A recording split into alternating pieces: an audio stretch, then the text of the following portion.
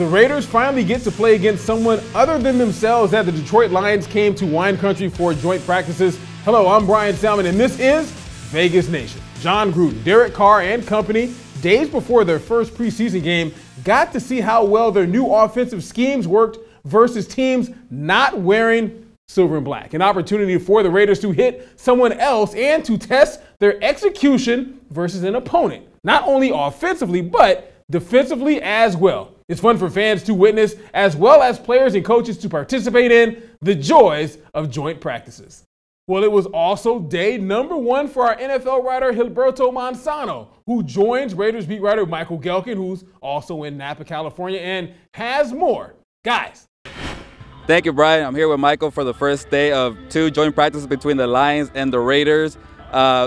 There were no fights today, Michael, but the energy level was really raised. What did you see out here? It seemed like it was a fun atmosphere, right? At joint practices, you never really know what you're going to get from a physicality standpoint. You know the intensity is going to be there because both teams on the field are eager to go against a team that isn't their own. And so we certainly saw that on Tuesday where there was a 9-on-7 drill where the Raiders defense was going against the Lions offense, and just that chippiness, guys, popping guys to the ground. Tahir Whitehead, a former Lions linebacker, relishing the chance to go up against his former teammates, and just a lot of trash talk. And you wondered at one point was it going to boil over, because if you watch joint practice on television, you know that there's a tendency for these things to erupt into full-scale brawls. That did not happen on Tuesday, so we'll see Wednesday if they can continue that going. I think it was a very productive day. I looked at the special teams, Dwayne Harris, the kickoff returner. He's seen those first team reps. He's got a chance to make this team as a gunner, in a coverage, but also as a kickoff returner. So he had a really good long return. He was popped out of bounds after it. There was some commotion,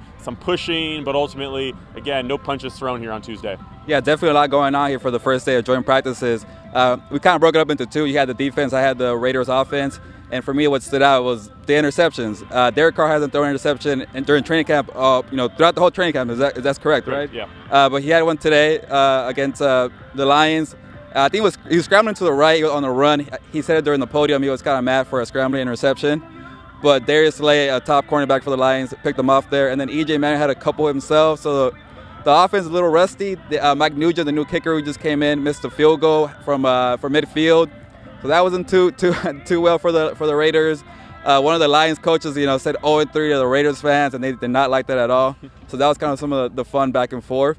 And also one thing that stood out for me was a big hit from Chris Warren, the Raiders running back who was trying to make the roster. He laid out a linebacker for the Lions, Jared Davis, so that was pretty fun to see out here. But it seems like Chris Warren could, make something, right? Yeah, that's important out of him. First of all, it sounds like he lowered his shoulder, which is good because under the new rules, you can't lower your helmet, which is something that the officials explained to the Raiders on Monday during their meeting. That's a new rule that's enacted this year. But Warren is as an undrafted rookie.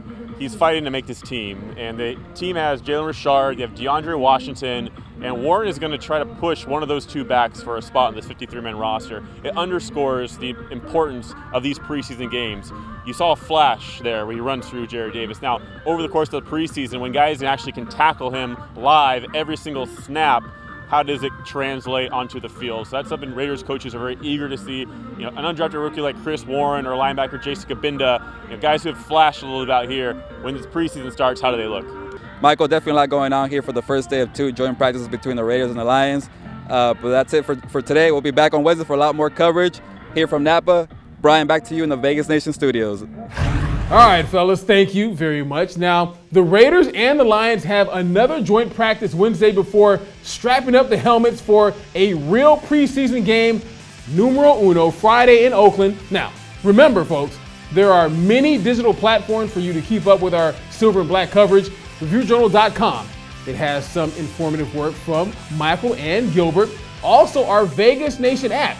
We also have a weekly Vegas Nation podcast that's available on those same outlets, plus iTunes as well. And finally, if you'd like to watch our video reports on your television, check us out at Roku Television. So, for Michael and Gilbert in Napa, California, I'm Brian Salmon for Vegas Nation. We'll see you next time.